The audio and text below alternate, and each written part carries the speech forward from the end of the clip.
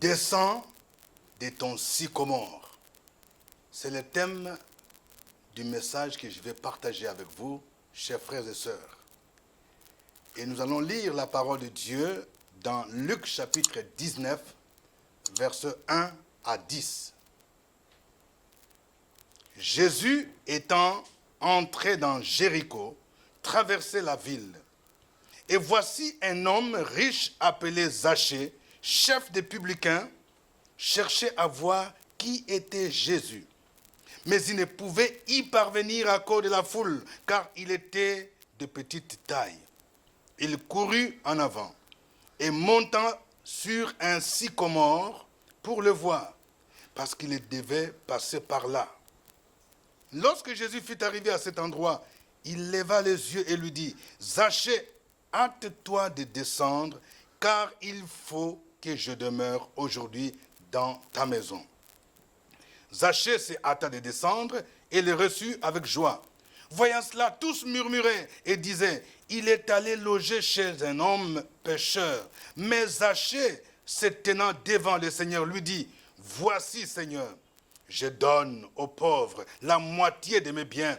Et si j'ai fait tort de quelque chose à quelqu'un, je lui rends le quadruple. » Jésus lui dit, « Le salut est entré aujourd'hui dans cette maison, parce que celui-ci est aussi un fils d'Abraham, car le Fils de l'homme est venu chercher et sauver ce qui était perdu. » Prions le Seigneur. Père Céleste, nous te recommandons ce moment. Bénis tous ceux qui vont écouter ce message. Au nom de Jésus. Amen. Descends de ton sycomore. C'est le thème de ce message. Vous savez, aujourd'hui, ils sont nombreux ceux qui vont à l'église, ceux qui vont à la messe, ceux qui vont au culte chaque dimanche, qui participent aux activités chrétiennes, aux veillées de prière, aux programmes d'enseignement. Ils sont nombreux. Ceux qui disent, je suis chrétien. Moi aussi, je suis chrétien. Moi aussi, je suis intercesseur. Moi aussi, je suis choriste. Moi aussi, je suis pasteur. Il y a un grand théologien africain qui a dit que le christianisme africain est large de plusieurs kilomètres, mais profond de quelques centimètres. Qu'est-ce qu'il voulait dire par là? Il voulait dire que spécialement dans nos pays africains, quand quelqu'un, par exemple, quitte l'Occident, il est émerveillé de voir des églises remplies de membres. Des églises de 1000 membres, 2000 membres, 3000 membres. Il y a même des églises qui font 2 cultes, 3 cultes. Il voit des chrétiens qui dansent avec ferveur. Et il s'écrit, waouh, ça ce sont des gens qui aiment Dieu. Mais ça c'est la largeur. Un christianisme qui se limite à une confession de la bouche, qui se limite seulement à danser, qui se limite à participer au programme, ce n'est pas ça réellement le vrai christianisme. Il faut que nous comprenions qu'il y a une différence entre un religieux et un chrétien. L'histoire de cet homme, Zachée, va nous interpeller. Il faut que la vie chrétienne soit transformée. Il faut que celui qui dit qu'il est chrétien soit transformé et soit à mesure de transformer positivement la société. Nous allons voir ici l'exemple d'un monsieur dont ce texte parle.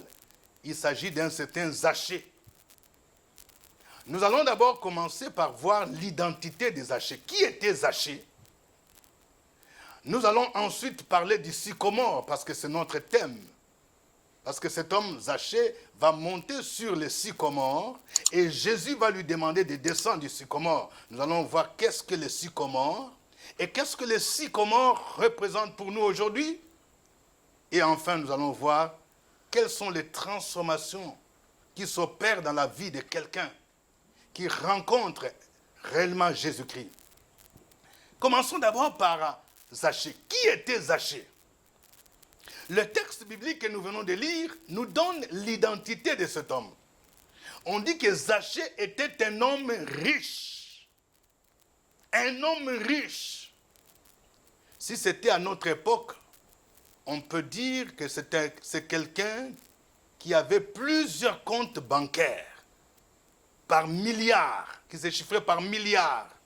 Des comptes bancaires dans les banques d'Afrique, les banques d'Europe, les banques en Amérique. C'est quelqu'un qui avait peut-être des biens immobiliers. Il avait des maisons par-ci, par-là. Il avait des villas partout. Il avait des tours que les gens louaient. C'est peut-être quelqu'un qui avait des actions dans des grandes sociétés. C'est quelqu'un qui, pendant les week-ends, qui pouvait aller facilement prendre son week-end dans une capitale européenne ou dans une île avec son jet privé. C'était un homme riche. En fait, je vais dire quelque chose sur la richesse. La Bible n'est pas contre la richesse. Parce que l'or et l'argent appartiennent à Dieu. Mais ce qui est important, c'est que nous sachions comment on devient riche. Il y a ceux qui le deviennent de manière honnête, tout comme il y a ceux qui le deviennent de manière malhonnête. Dieu n'est pas contre la richesse. Mais nous allons voir que ce que la Bible va condamner plus, c'est l'amour de l'argent. L'apôtre Paul va dire que l'amour de l'argent, c'est la racine de tous les maux, et quelques-uns, en étant possédés, se sont égarés loin de la foi. Zachée était un homme riche, mais nous allons voir d'où venait sa richesse. Et le texte ajoute qu'il était un chef de publicains. En fait, les publicains, c'était des fonctionnaires qui travaillaient dans l'administration romaine. Et c'était des gens qui travaillaient pour recueillir l'impôt, mais pour le compte de l'administration romaine. Et Zachée, il était le chef des publicains. C'est l'équivalent aujourd'hui du directeur général des impôts. Et nous savons dans la plupart de nos pays ce que vaut un directeur général des impôts.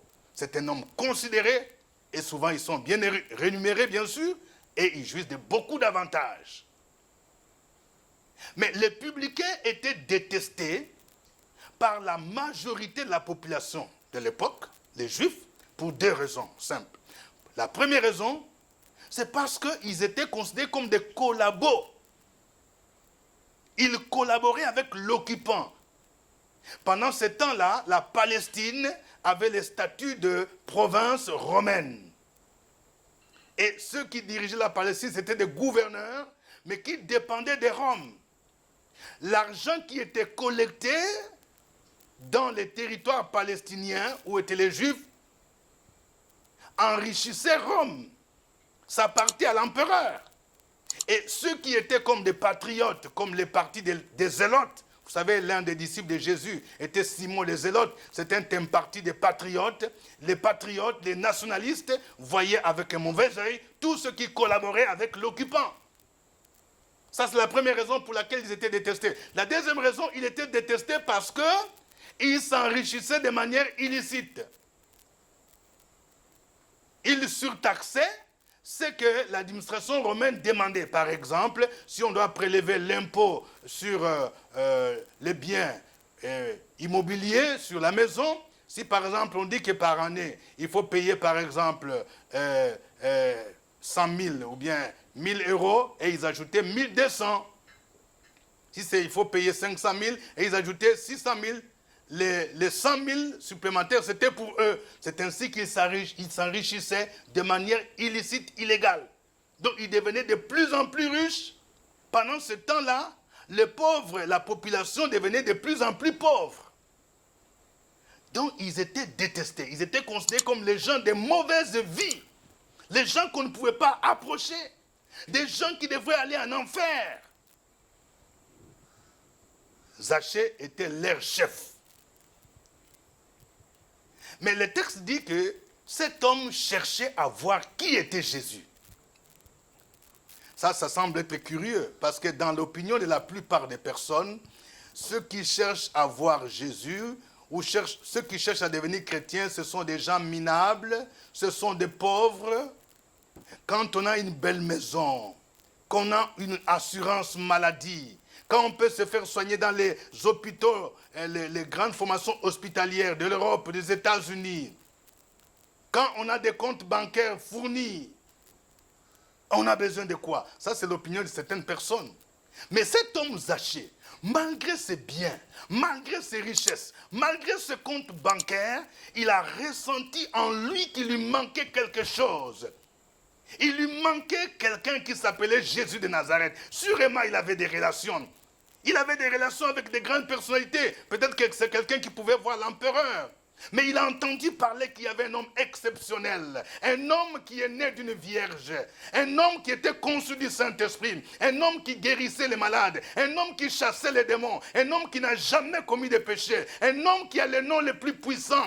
Cet homme s'appelle Jésus de Nazareth. Il a entendu parler de lui. Il a dit, je veux le voir. Je veux voir qui est cet homme qui s'appelle Jésus. Il cherchait à le voir. En fait, je voudrais vous dire quelque chose. Il y a un grand scientifique, Blaise Pascal, qui a dit, il y a dans le cœur de tout homme un vide qui ne peut être comblé que par le Créateur manifesté en Jésus. C'est une réalité que beaucoup de gens ne perçoivent pas. Il y a un vide dans le cœur de tout homme. Ce vide ne peut pas être comblé par l'argent. Ce vide ne peut pas être comblé par des voyages en Europe, aux États-Unis, partout. Ce vide ne peut pas être comblé par la boisson. Un jour, je rencontrais une dame qui buvait. Du matin au soir, elle ne faisait que boire, elle s'enivrait. Je lui ai posé la question, pourquoi elle buvait? Elle m'a dit, mon fils, c'est pour faire passer les soucis. En fait, il y a des gens que vous voyez qui boivent, ils vont dans des boîtes de nuit pour boire, pour s'enivrer. En fait, ça cache quelque chose. Ils ont des problèmes. Parfois, vous les enviez.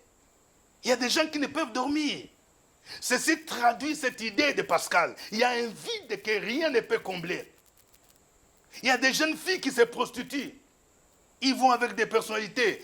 Elles cherchent l'argent. Elles vont avec des personnalités. Mais ce vide ne peut pas être comblé par le sexe. Il y a dans la vie de tout homme, dans le cœur de tout homme, tel que Dieu l'a créé, ce vide ne peut être comblé que par Jésus-Christ. Pardon.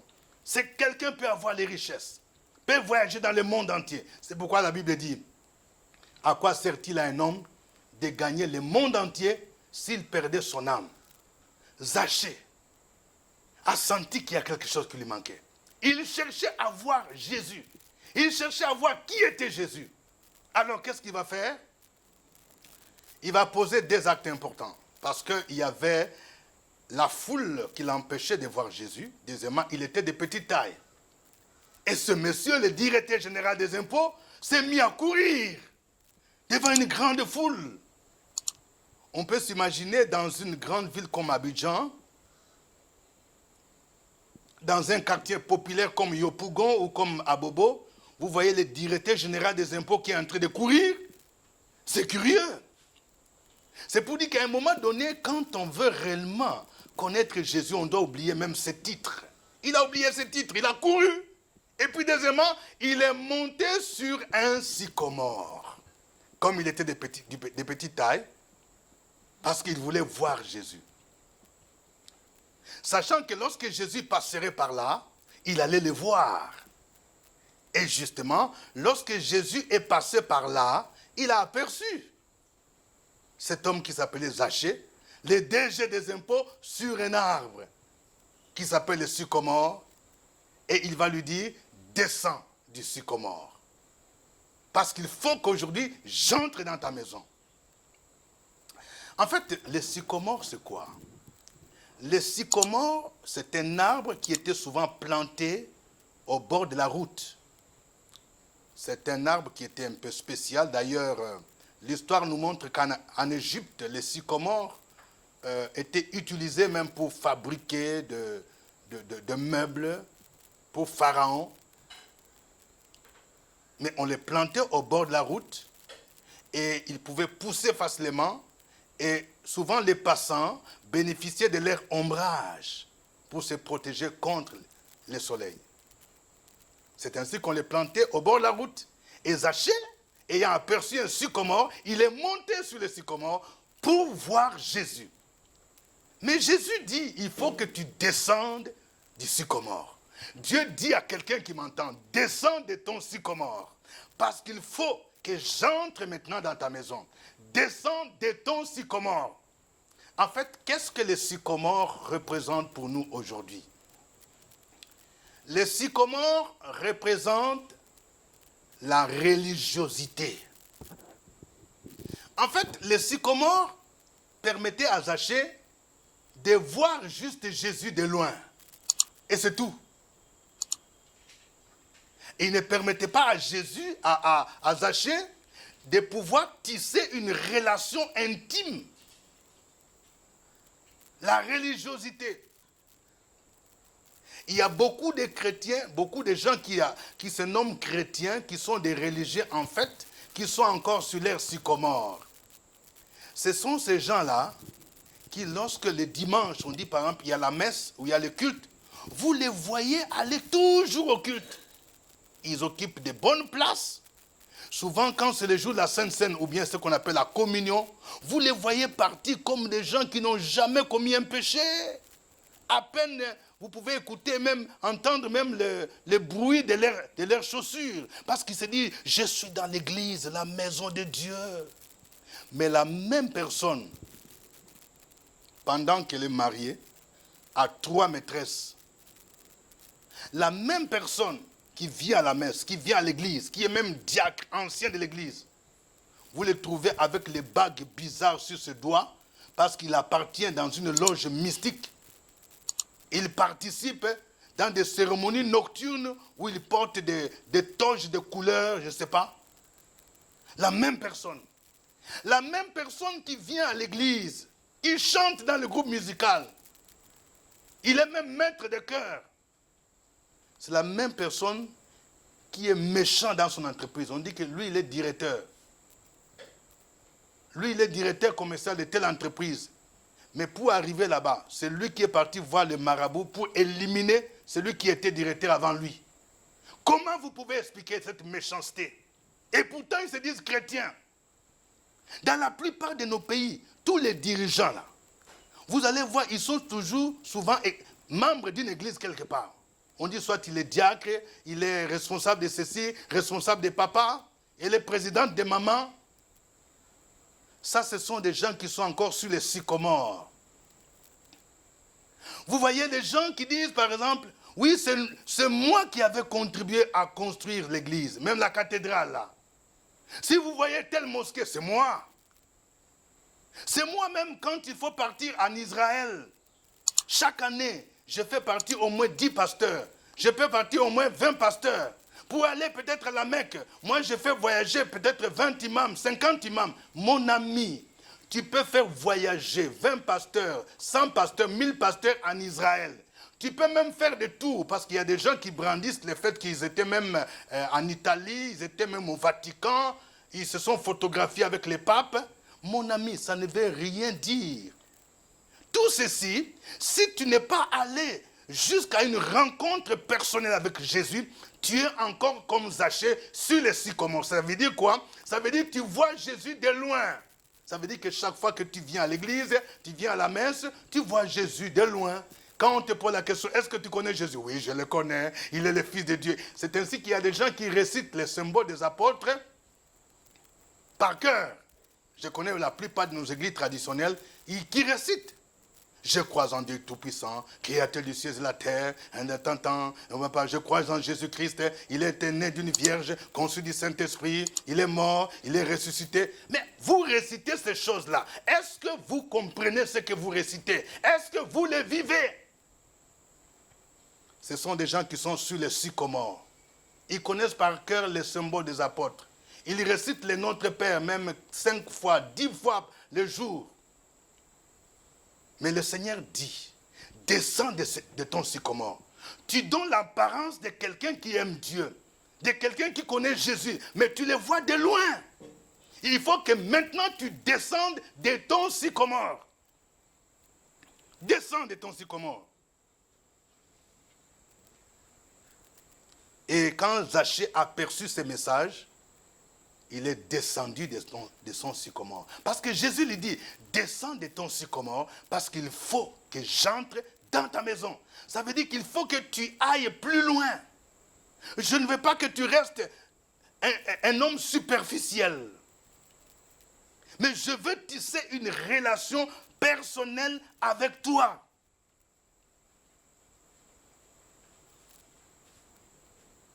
Vous savez, dans la Bible, c'est Jésus qui parle. Dans Apocalypse 3, verset 20. Il dit, voici, je me tiens à la porte et je frappe. Si quelqu'un entend ma voix et ouvre la porte, j'entrerai chez lui, je souperai avec lui et lui avec moi. Il y a beaucoup de gens, nous serons surpris quand Jésus reviendra. Il y a des gens qui vont rester. On raconte l'histoire de quelqu'un qui était membre de la chorale, qui participait à toutes les répétitions. Lorsqu'il fut ravi en esprit au ciel, il s'est retrouvé au ciel. Et il s'est dit tout naturellement, moi je dois avoir ma place là. Il a vu quelque part, c'est écrit ciel. Et il a dit, bon, je dois avoir ma place là. Il a trouvé quelqu'un qui était à la porte, un ange. Et l'ange lui a posé la question, mon ami, où veux-tu aller? Il dit, moi, je suis chrétien. Et maintenant, je me retrouve dans l'au-delà. J'ai ma place là. Parce que j'ai chanté à la chorale. D'ailleurs, moi, j'ai chanté toutes les voix. Soprano, alto, ténor, tout ça, tout ça. Et l'ange lui dit, mais ici, on n'entre pas comme ça. On doit vérifier d'abord ton nom. Est-ce que tu as réellement, tu t'es converti? Oui. Donne ton nom. Il donne son nom. On cherche le nom. On cherche le nom. On cherche le nom. On ne trouve pas. Il dit que non, ici, ton nom n'est pas là. Il dit, aïe, qu'est-ce qui se passe? Il dit, non, ici, c'est lorsque quelqu'un se réellement convertit. Il a donné sa vie à Christ. Il a accepté comme Seigneur et Sauveur. Comme la Bible dit, son nom est inscrit dans le livre de vie automatiquement. Si tu ne l'as jamais fait, même si tu es allé à l'église, tu as participé à toutes les retraites, tu as fait tous les carêmes, ton nom n'est pas inscrit, on ne te connaît pas ici. Et il a dit, mais alors, qu'est-ce que je vais faire? Il dit, bon, il lui a montré, va, il y a un autre coin où c'est écrit enfer. Hein. Va essayer de vérifier, parce qu'eux aussi, ils ont les registres là-bas. Et il semble que quand il est parti là-bas, dans ce coin appelé enfer, on l'a accueilli là-bas, il a dit, bon, je vais vérifier si mon nom est là. Il a donné son nom et facilement, on a dit, oui, tu es dans la cellule 3458.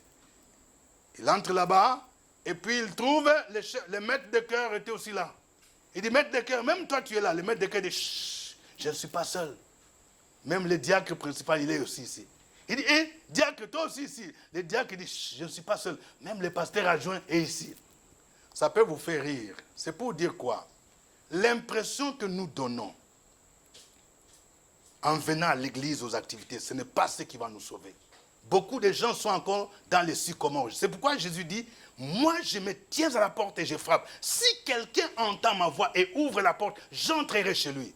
Contrairement à ce que beaucoup de gens pensent, on n'est pas né enfant de Dieu. Tu n'es pas chrétien parce que ton père est pasteur, parce que ta mère est pasteur ou diaconesse ou prophétesse ou je ne sais pas bishop. Non, on devient chrétien par une décision personnelle.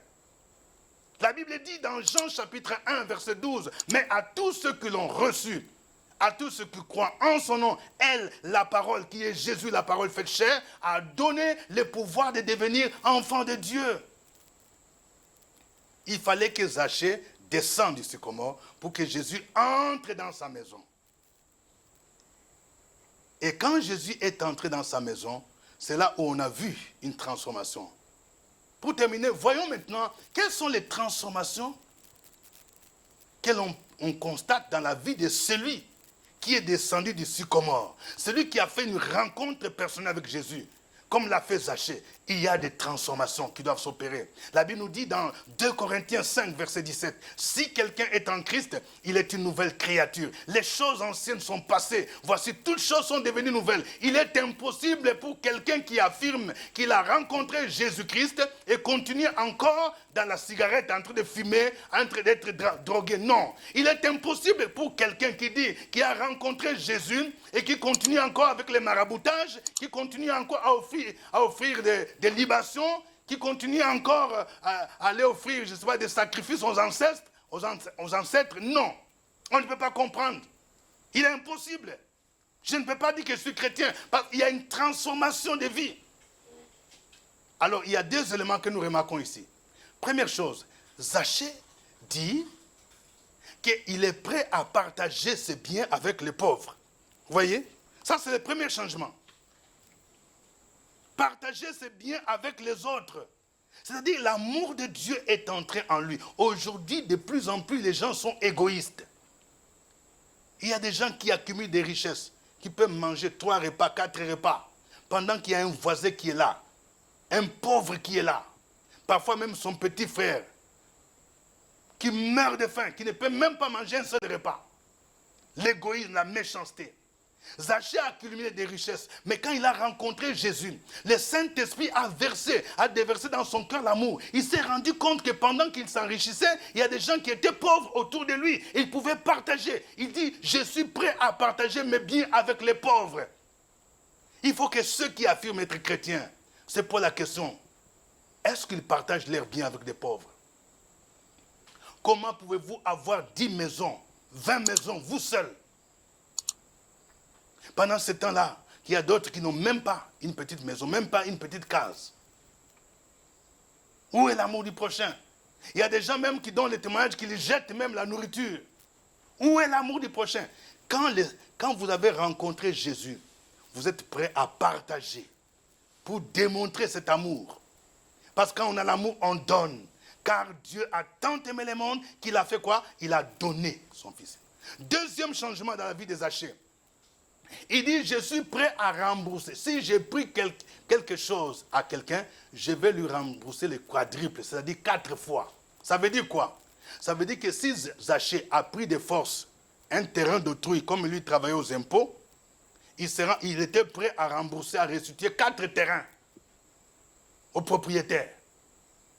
S'il a volé, je ne sais pas, les biens d'autrui, l'argent d'autrui, les voitures d'autrui, il a pris la voiture de quelqu'un, il dit, je suis prêt maintenant à lui rembourser 4 voitures. C'est pour dire que lorsqu'on rencontre Jésus, il y a non seulement transformation, et la transformation doit nous pousser à la réparation et à la restitution, c'est ça. Si j'ai l'argent de quelqu'un, je ne peux pas dire j'ai accepté Jésus, je continue à garder cet argent. Si je suis maîtresse, c'est-à-dire je suis deuxième femme, troisième femme de quelqu'un, je sais que ce monsieur-là est marié, il a une femme avec des enfants.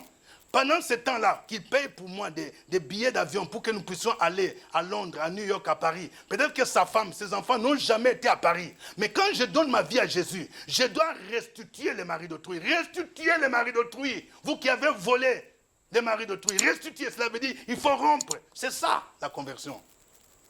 Mais aujourd'hui, on voit des gens qui continuent toujours. Elle était maîtresse avant, elle continue à être maîtresse. Et ce qu'elles font, c'est quoi? Elles pensent qu'en apportant une dîme de $2000, de $10 000, de 10 millions, qu'elles peuvent acheter. Non, on ne se moque pas de Dieu. Lorsqu'on se convertit, il faut qu'il y ait des fruits de la repentance. Zachée a posé ces actes qui sont des fruits de la repentance. Si j'étais dans un mouvement mystique, où on avait des livres mystiques, on faisait des prières mystiques, où on était en train de sacrifier les autres, où on nous demandait de donner les enfants, de bloquer les parents, pour qu'ils ne puissent pas avancer, ou pour que je puisse m'enrichir, pour que mon commerce marche, il faut que je livre mon petit frère, je livre mes enfants. Quand je rencontre Jésus, je dois maintenant renoncer à ce pacte-là. Je dois dire, je refuse. Et si j'avais des fétiches, des canaris, des bougies, des habits de couleurs qu'on utilisait la nuit, si j'avais des bagues bizarres, j'avais des chaînettes avec des croix bizarres, ce qu'on fait, on les amène chez les hommes de Dieu, on les brûle. Lisez Actes chapitre 19, vous allez voir, c'est ce que les gens faisaient à Éphèse, qui était le centre de la magie. La Bible nous dit que ceux qui avaient cru, ceux qui exerçaient les arts magiques, ils venaient confesser publiquement ce qu'ils ont fait et ils apportaient leurs livres magiques, on les brûlait. C'est ça la repentance. Aujourd'hui, ça devient rare d'entendre de tels témoignages. On voit des gens, ils sont mystiques, ils sont sorciers, ils continuent à venir à l'église. Mes amis, ça ne doit pas continuer comme cela. Il faut que tu descendes de ton sycomore. Je vais dire à quelqu'un, peut-être que tu ressembles à Zachée avant sa conversion. Tu es sur le sycomore de la religiosité, le sycomore de la musique profane, le sycomore de la sorcellerie, du fétichisme. Le Seigneur Jésus te dit, il faut descendre. Il veut entrer maintenant dans ta vie. Il veut transformer ta vie et il veut t'utiliser pour que tu sois un instrument pour sa gloire. Si tu n'as jamais rencontré Jésus, là où tu es, je te demande de faire cette prière après moi. Tu vas dire seulement, Seigneur Jésus, j'ai entendu ta voix. Je reconnais que je suis pécheur. Je te demande pardon. Je t'accepte comme mon Seigneur et mon Sauveur personnel. Entre dans ma vie. Pardonne mes péchés. Je vais désormais vivre pour toi. Amen. Que Dieu bénisse tous ceux qui ont fait cette prière et que le Seigneur vous aide à marcher en nouveauté de vie. Au nom de Jésus. Amen. Gloire au Seigneur. Nous prions un Dieu qui est vivant. J'aimerais dire à quelqu'un, quelle que soit la situation que tu traverses, il y a un Dieu qui est vivant. Il s'est manifesté en nous. Il s'appelle Jésus-Christ de Nazareth. Il est le roi des rois. La Bible déclare au commencement était la parole. Et la parole était avec Dieu. Et la parole était Dieu. Je suis très heureux de partager avec vous la parole de Dieu aujourd'hui. Voici le thème de mon message. C'est le contraire qui arrivera. Je veux que chacun de vous dise, c'est le contraire qui arrivera. Et nous allons lire Esther chapitre 9, versets 1 à 4. Esther 9, 1 à 4. Au 12e mois, qui est le mois d'Adar, le 13e jour du mois, jour où devait s'exécuter l'ordre et l'édit du roi, et où les ennemis des Juifs avaient espéré dominer sur eux, ce fut le contraire qui arriva. Ce fut le contraire qui arriva. Et les Juifs dominèrent sur leurs ennemis. Les Juifs se rassemblèrent dans leurs villes, dans toutes les provinces du roi d'Assuérus, pour mettre la main sur ceux qui cherchaient leur perte. Et personne ne put leur résister, car la crainte qu'on avait d'eux s'était emparée de tous les peuples. Et tous les chefs des provinces, les satrapes, les gouverneurs, les fonctionnaires du roi, soutinrent les Juifs à cause de l'effroi que leur inspirait Mardochée. Amen. Père, bénis ta parole au nom de Jésus. Amen. C'est le contraire qui arrivera. Je vais vous dire quelque chose. Il y a une bonne nouvelle. Notre Dieu, c'est un Dieu de renversement des situations. Lorsque tu les connais, lorsque tu connais Jésus, lorsque tu connais le vrai Dieu, et qu'il y a des gens qui s'attendent à ta mort, les gens qui font des complots, ils vont dire, ils se disent, il doit mourir, il ne doit pas finir l'année, il ne doit pas finir tel mois, c'est Dieu-là va te soutenir, il va renverser la situation, et c'est le contraire qui arrivera. Les gens qui te voient en mauvaise santé, ils ont appris que tu es hospitalisé, qu'ils s'attendent à ta mort. Ils sont en train de faire même des incantations. Ils sont en train de prier pour dire, il ne doit pas sortir de l'hôpital, elle ne va pas sortir de l'hôpital. Mais lorsque tu vas te confier à Dieu, Dieu va renverser la situation. C'est le contraire qui arrivera. Ceux qui s'attendaient à ta mort, ils te verront sortir de l'hôpital. Ils te verront en bonne santé. Lorsque les gens complotent pour te renverser de ton poste, parce que tu occupes un poste où tu es bien payé, ils font des complots. Ils sont en train de concocter des plans machiavéliques pour que tu sois renvoyé, pour que tu sois licencié. Lorsque tu te confies au Seigneur, il va renverser la situation. Et c'est le contraire qui arrivera. Et c'est le contraire. Ceux qui s'attendaient à ton licenciement, ils verront ta nomination, ils verront ton élévation. C'est le contraire qui arrivera. Je vais dire à une jeune fille, il y a beaucoup de gens qui ont fait des incantations pour que tu ne puisses pas te marier. Ou lorsque tu te confies en ce Dieu-là, Dieu va renverser la situation. Ceux qui ont dit, tu ne peux jamais te marier, tu ne peux jamais être mère, tu ne peux jamais enfanter. Lorsque tu te confies en ce Dieu, il va renverser la situation. Waouh! Et c'est le contraire qui arrivera. C'est pourquoi moi je déconseille aux gens qui prient pour la mort de leurs ennemis. Ne priez pas pour la mort d'un sorcier, il faut les laisser vivre pour qu'ils puissent voir ta gloire. Pour qu'ils puissent voir ton mariage au moins. Cette tante-là, dont on dit qu'elle est la grande sorcière, qui a toujours bloqué ton mariage. Il faut la laisser vivre pour qu'un jour, elle voit comment tu seras maquillé. Pour qu'elle voit ta voiture de commandement. Elle-même, elle risque même d'être la dame de compagnie. Parce que Dieu va faire le contraire. Le Dieu des renversements des situations. C'est le contraire qui arrivera. Ce passage nous parle de l'histoire des Juifs. Pendant ce temps-là, où Esther est devenue reine dans un pays étranger, où Mardochée, qui était son parent, Il dérangeait un certain Aman qui était la deuxième personnalité du royaume. Ce Aman ne tolérait jamais, ne supportait pas de voir Mardochée qui était, à la porte de la cour royale, qui ne se prosternait pas devant lui. Il a concocté un plan pour l'élimination de tous les peuples juifs, pour le massacre de tous les peuples juifs en un seul jour. Et le texte dit que lorsque ce jour est arrivé, c'est le contraire qui arriva. C'est-à-dire, au lieu que leurs ennemis dominent sur les Juifs, c'est les Juifs qui ont dominé sur eux. Les Juifs aujourd'hui, c'est nous le peuple de Dieu. C'est nous qui croyons en Jésus comme Seigneur et Sauveur. La Bible déclare que celui qui est en nous est plus grand que celui qui est dans le monde. Si tu as Jésus de Nazareth en toi, le Saint-Esprit est en toi, tu as celui qui a le nom le plus puissant. La Bible dit que Dieu l'a souverainement élevé et lui a donné le nom qui est au-dessus de tout nom, le nom de Jésus et au-dessus des noms au-dessus des noms des sorciers, au-dessus des noms des sirènes des eaux, au-dessus des noms des incantations. Et devant ce nom, tout genou fléchit dans le ciel, sur la terre et sous la terre. Ceux qui te combattent, c'est eux qui vont fléchir leurs genoux devant toi. Ça, c'est le contraire qui arrivera.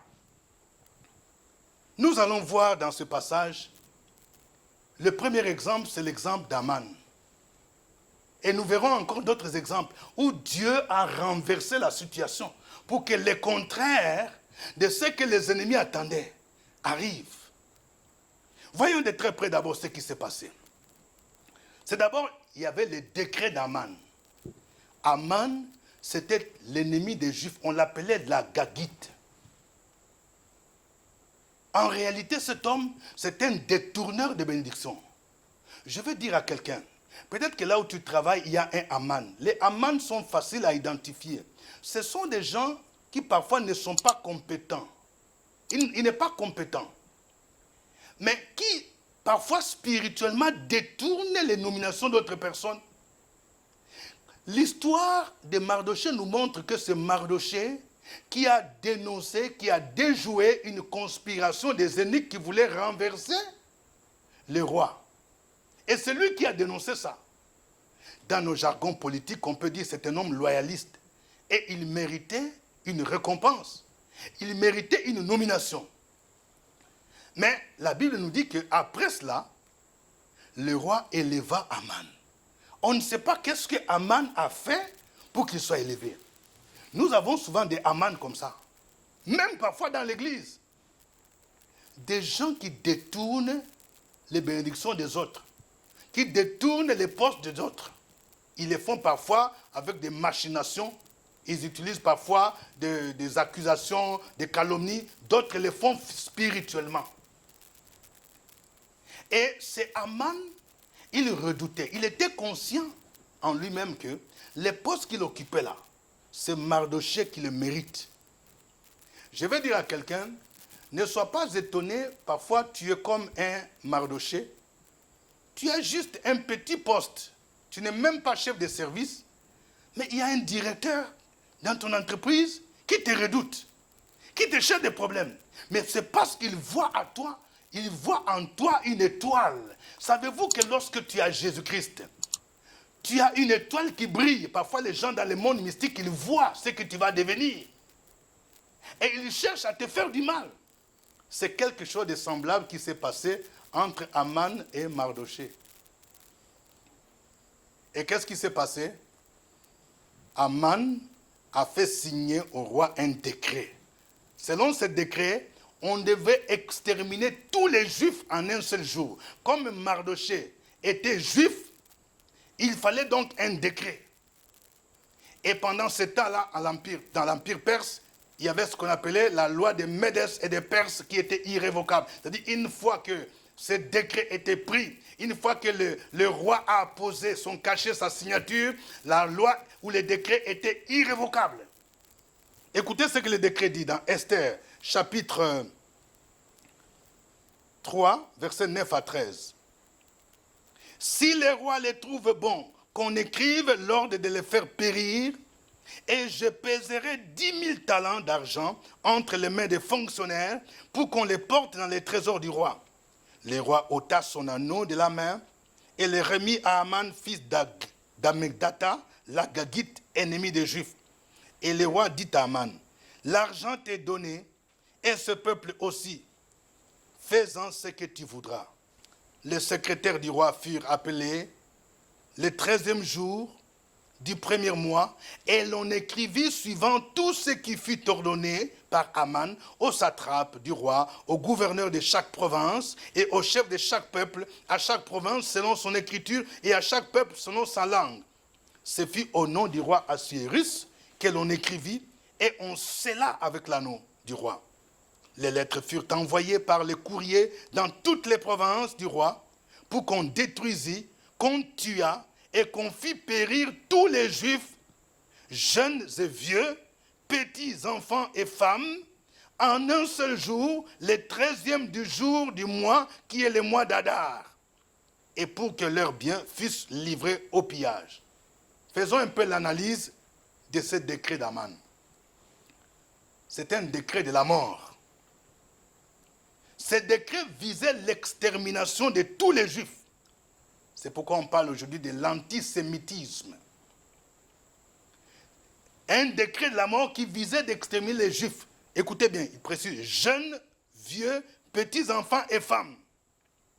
Ceci nous rappelle l'objectif de Satan, selon Jean 10, 10. On dit les voleurs ne viennent que pour dérober, égorger, détruire.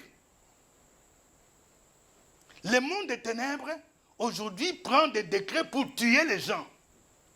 Lorsque nous voyons par exemple la manière dont la pandémie à coronavirus s'est répandue dans le monde, avec le nombre de morts, on peut se poser la question si quelque part dans le monde des ténèbres, il n'y a pas eu un décret de la mort. Et nous refusons ce décret dans le nom de Jésus-Christ de Nazareth. Ce dessein devrait être exécuté en un jour. On dit en un seul jour. C'est quel jour? On dit le 13e jour. Le 13e jour du 12e mois, qui est le mois d'Adar. Bien-aimés, vous savez, nous devons faire très attention. Dans le monde des ténèbres, les gens, surtout ceux qui pratiquent l'astrologie, la magie, l'occultisme, ils ont des jours, ils travaillent sur des jours, ils travaillent sur des mois indiqués. Ils travaillent parfois sur des jours, sur des dates. Que c'est telle date où ils doivent faire telle chose. Parce que ce sont des jours qui sont favorables selon leurs incantations. Donc sûrement que Aman, ayant pratiqué ces sciences mystiques, il a consulté les astrologues et on lui a dit que voilà les jours favorables pour que ce décret marche. Il y a des gens qui ont ce jour-là. C'est pourquoi si le Saint-Esprit vous révèle qu'il y a des jours où dans le monde des ténèbres, où les mystiques, les occultistes ont préparé quelque chose, nous devons nous mettre à la brèche pour prier afin que tout ce qu'ils ont préparé soit renversé dans le nom de Jésus-Christ.